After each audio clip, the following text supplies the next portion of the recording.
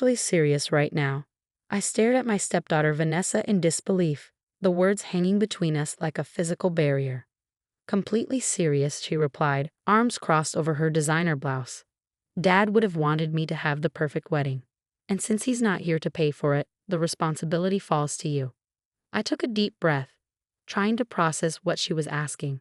Demanding, actually. My husband Richard had passed away 14 months ago after a brief but brutal battle with pancreatic cancer, leaving me to raise our twins, Max and Olivia, who had just turned 12. And now his 26-year-old daughter from his first marriage wanted me to sell our family home to fund her extravagant wedding to a man she'd been dating for less than a year. Vanessa, this house isn't just an asset. It's our home, mine and the twins. Where exactly would you expect us to live? I asked, struggling to keep my voice level. She shrugged, inspecting her manicured nails. You could rent somewhere smaller. The twins could share a room. It's temporary until you figure things out. That conversation happened 8 months ago, the first of many confrontations that led me to where I am today, standing at the back of an ostentatious church, watching my stepdaughter's wedding unfold with a document in my hand that would change everything. Richard and I had been married for 14 years. I met him when I was 30 after his first marriage to Vanessa's mother had ended in a bitter divorce. Vanessa was 12 then, the same age my twins are now, and I'd done everything I could to be a supportive stepmother despite her resistance. She just needs time, Richard would say whenever I came home crying after another one of Vanessa's cruel rejections. The divorce was hard on her. I gave her time, years of it. I attended every school event, helped with college applications, celebrated her achievements, and tried to include her in our family life after the twins were born. But Vanessa remained cold, treating me like a temporary inconvenience in her father's life rather than his wife and the mother of her half-siblings. When Richard was diagnosed, everything happened so quickly. Within 3 months he was gone, and I was left grieving while trying to help two confused and heartbroken children process the loss of their father. Vanessa, who had moved across the country for work years ago, flew in for the funeral and left the next day. I can't bear to be in that house without him, she'd said, not bothering to help with any arrangements or spend time with her half-siblings, who were desperate for connections to their dad. I didn't hear from her again until she called announcing her engagement to Bradley, the son of a prominent local business family she'd reconnected with at the funeral. The same call where she mentioned how perfect our spacious home would be for wedding photos. When I refused to sell our house, explaining that it would uproot the twins during an already difficult time, Vanessa exploded. "This is so typical. You've always put those kids ahead of me," she shouted through the phone. "Dad left that house to all of us, not just you and your precious twins." This wasn't technically true. Richard and I had owned the house jointly, and his will had left his share to me with the understanding that the twins would inherit it eventually. Vanessa had received a generous life insurance payout and Richard's vintage car collection, which she promptly sold. "Vanessa, your father wouldn't want your siblings to lose their home," I tried to reason. "Half-siblings," she corrected icily. "And Dad would have wanted to give me away at my dream wedding. Since he can't do that, the least you can do is make sure the wedding happens the way he would have wanted." Despite my refusal to sell, Vanessa continued with her wedding plans, repeatedly hinting that I could do the right thing and at least take out a second mortgage. When that didn't work, she started asking for loans, suggesting I dip into the twins' college funds or cash out my retirement account. "It's just sitting there anyway," she argued during one particularly heated phone call. "And Bradley's parents are expecting a wedding that matches their social standing. I can't embarrass him with something cheap." I offered what I could afford, a modest contribution that would cover the flowers or perhaps the photographer. She dismissed it as insulting. The situation reached a breaking point 3 months before the wedding. Vanessa and Bradley came for dinner, ostensibly to discuss compromises on the wedding budget. The twins were excited to see their older sister, having prepared handmade gifts to congratulate her on her engagement. "We made these for you," Olivia said shyly, presenting a scrapbook of family photos that included several of Vanessa with Richard from when she was younger. Vanessa barely glanced at it. "Thanks, I'll look at it later." Throughout dinner, she discussed the wedding as if it were a corporate merger, all spreadsheets and vendor negotiations. Bradley mostly sat in silence, occasionally giving me apologetic looks when Vanessa's demands became particularly outrageous. The venue alone is $40,000, she explained, showing me pictures of a historic mansion. And that's before catering, which is another $35 per head with a minimum of 200 guests. That's more than I make in a year, I said quietly, aware of the twins listening from their end of the table. Well, if you just sell this place, it wouldn't be an issue, Vanessa snapped. It's too big for the three of you anyway. This is our home, Max interjected, his voice small but determined. Dad picked it out special for when we were born. Vanessa rolled her eyes. You wouldn't even remember that. You were babies. But we know the story, Olivia said. Dad told us all the time. How he wanted a big yard and rooms where we could all be together, but also have our own space to grow. Well, Dad would want me to have my dream wedding more than he'd want you to stay in some house you'll outgrow in a few years anyway, Vanessa replied dismissively. After the twins went to bed, clearly upset, the argument escalated. I'm not selling our home, Vanessa, I said firmly. I've offered what I can afford, and I'm sorry if it's not enough. But your father would never expect your siblings to lose their home for a one-day event. Fine, she said coldly, gathering her things. Then don't bother coming to the wedding. I don't want you there anyway, you or those two. You're not real family. Bradley looked uncomfortable. Vanessa, maybe we should. No, she cut him off. I've made my decision. If she won't help, she's not welcome. Dad would understand. With that, she stormed out, leaving Bradley to apologize awkwardly before following her. The formal invitation arrived by email the next day. A curt message stating that due to budget constraints and venue limitations, my presence and that of the minor children would no longer be accommodated at the wedding. As if we were furniture that didn't fit the floor plan. The twins were devastated when I had to tell them. Not because they were particularly excited about sitting through a wedding ceremony, but because it was one more rejection from a sister they desperately wanted to connect with, one more severed tie to their father. Why doesn't she like us, Mom? Olivia asked, tears streaming down her face. I had no good answer. How do you explain adult pettiness and long-held grudges to children who just want to be loved? What happened next wasn't planned, at least not initially. 2 weeks after our invitation, I received a call from my neighbor Eleanor, a retired attorney who had been a close friend of Richard's and had helped us with various legal matters over the years. Jennifer, I just ran into Bradley's mother at the garden club, she said without preamble. She was going on about how generous you are for selling your home to give Vanessa her dream wedding. Said it was the most selfless gesture she'd ever heard of from a stepmother. My blood ran cold. I'm not selling our house, Eleanor, Vanessa asked, demanded. Actually, but I refused. There was a long pause.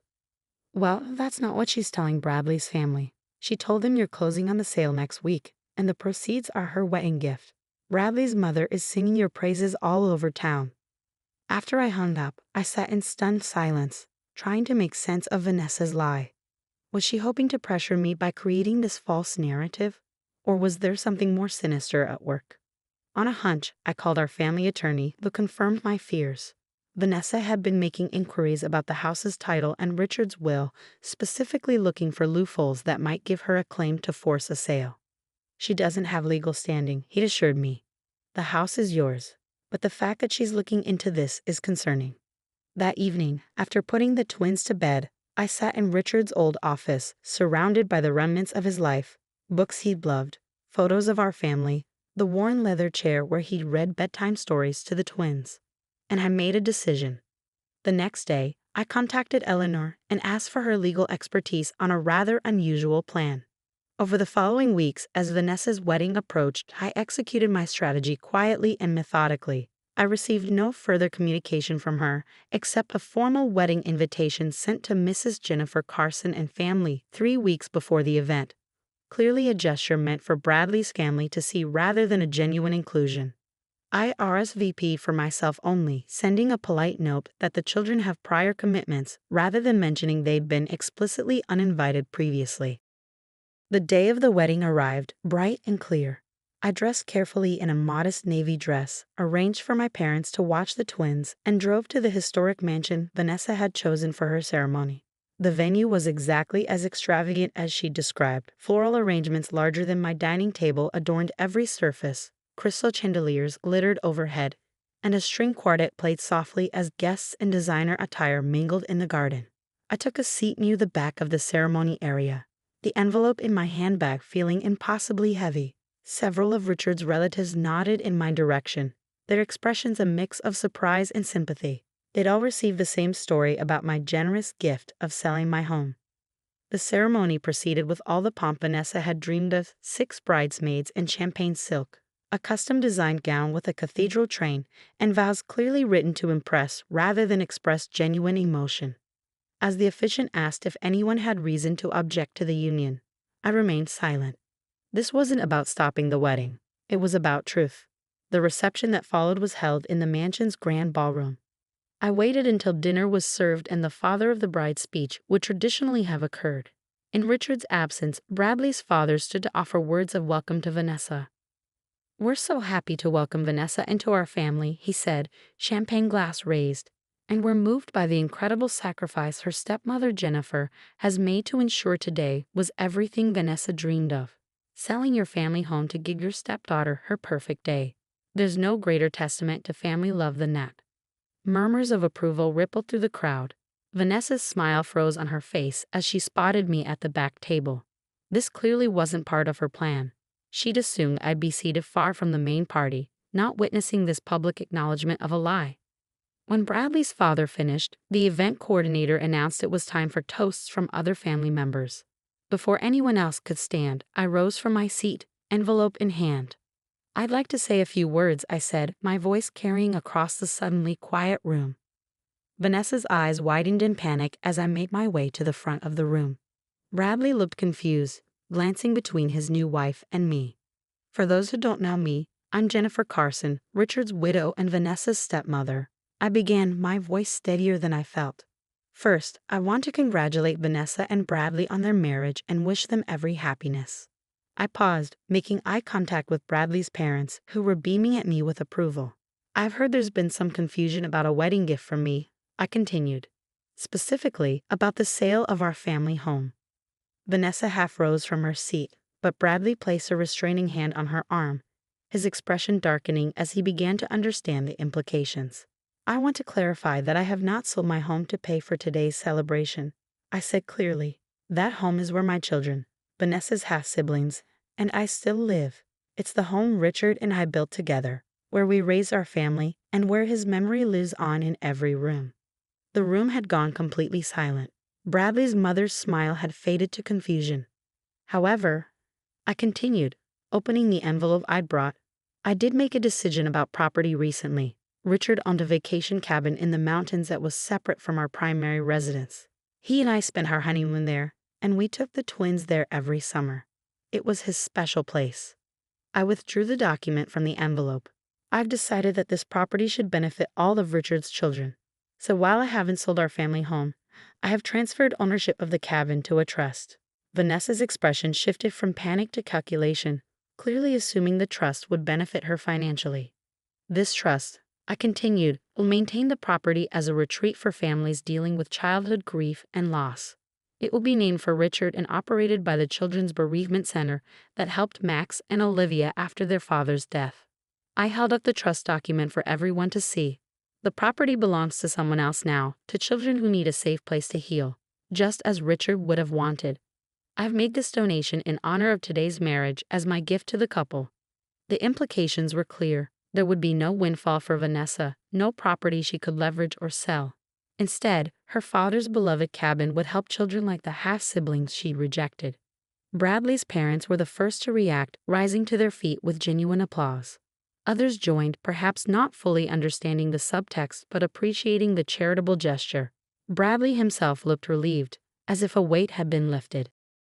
Vanessa sat rigid in her chair, a brutal smile fixed on her face as she realized her lies had been exposed in the gentlest, most public way possible. After returning to my seat, I stayed only long enough to finish my meal and accept genuine thanks from Bradley's parents, who seemed oblivious to the tension between Vanessa and me. As I prepared to leave, Bradley approached alone. "Thank you," he said quietly. "For what?" I asked, surprised. "For not saying everything you could have."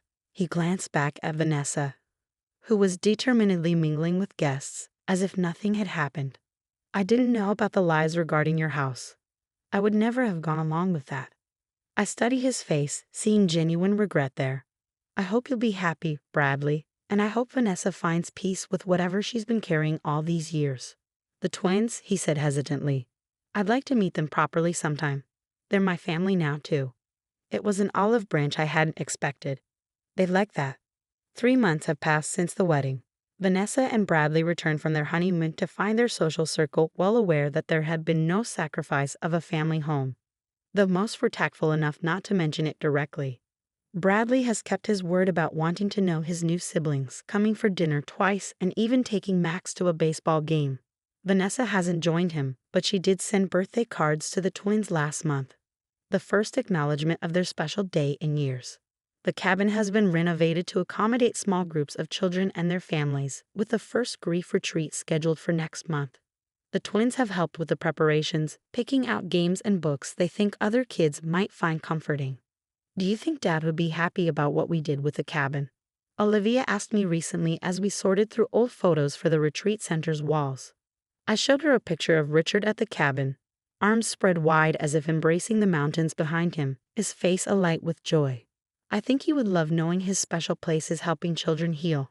I told her honestly. Your dad believed homes weren't just buildings. They were places where people could feel safe, loved, and remembered. Even Vanessa? Max asked, surprising me with his insight. Even Vanessa, I agreed. Maybe especially Vanessa. Last week, an envelope arrived in the mail. A check from Vanessa with a brief note, for the cabin trust.